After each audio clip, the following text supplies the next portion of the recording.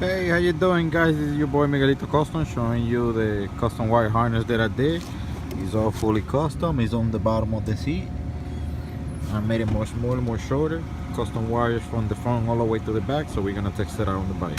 Hit the key, hit the horn, signal lights working, brake lights are working. We also got